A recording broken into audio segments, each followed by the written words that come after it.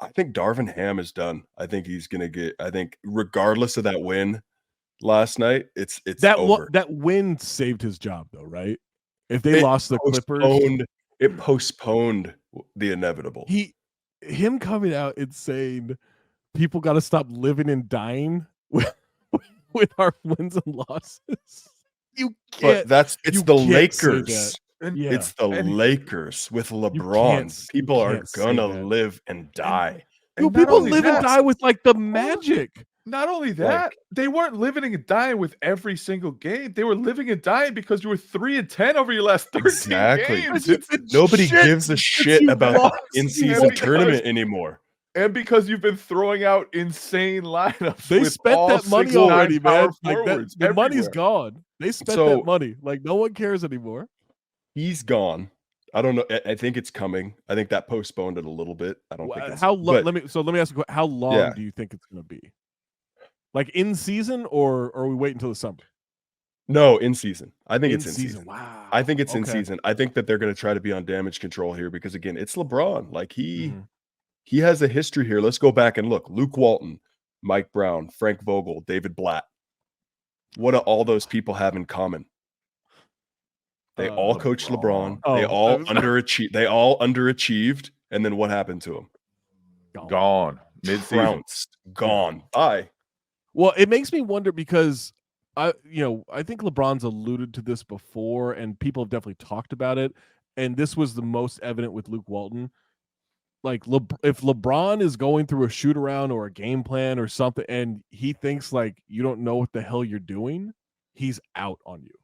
Right? No, he's done. I don't know if that's happened with Darvin Ham, more than 90. He knows more than 99%. Of course. There's no. Oh yeah. Well, for sure, he knows more. I don't know if you guys remember that. Oh, sorry. Go ahead. No, go ahead. No, Jay, you go ahead. I don't know. Jay, go right now. You go. I don't know if you guys remember the clip from like early in the season. Might have even been the very first game of the season when LeBron was on the sidelines talking to Darvin Ham. He was mic'd up, and for whatever reason, the league released it. And LeBron was just kind of like, I can be point guard, right? You can like just give me the ball. It's okay. You don't have to give it to D'Angelo. And then what happened? And then what happened?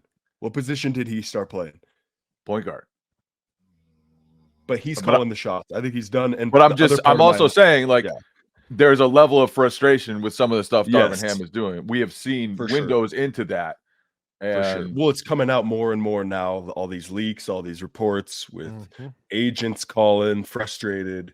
And so the second half of my hot take is that I believe that Phil Handy will take over as interim. I think far as having a guy who is respected throughout that locker room, it's Phil Handy. Phil Handy's like the GOAT of like skill development, right? Like it's where everyone goes. Who does LeBron work with in the offseason? Yeah. Everyone works with him in the offseason, everyone works with him in the offseason. He's respected. He's a guy who I think all of them would follow and would listen to. Do you think that in this scenario, and I'm not trying to like discount what Phil can be as a coach. Do you think in this scenario he's then got like assistants who are handling more of the game plan stuff, X's and O's, and Phil is like kind of the rah-rah, respected voice leader? Or do you think Phil's because I don't know enough about Phil in that sense of like whether he has the X's and O's outside of skill development, right? I think it's more about a team has to have a head coach. Mm-hmm.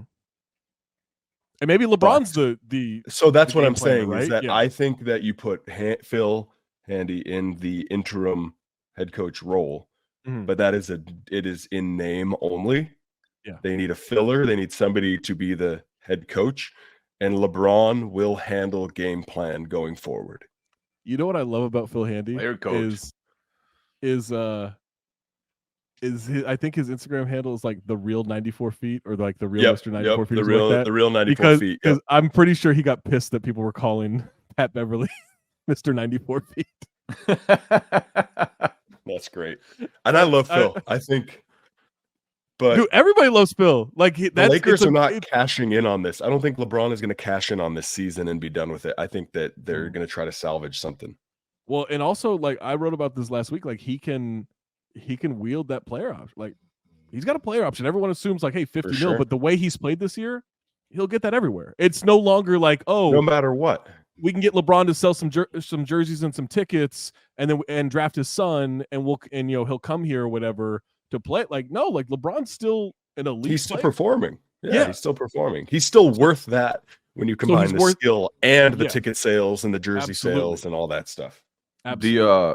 It was so eye-opening when Jovan and Shams wrote that piece about how players were frustrated with Darvin Ham, and in it there were like 6 different sources have said that's half the locker room, that's half the team.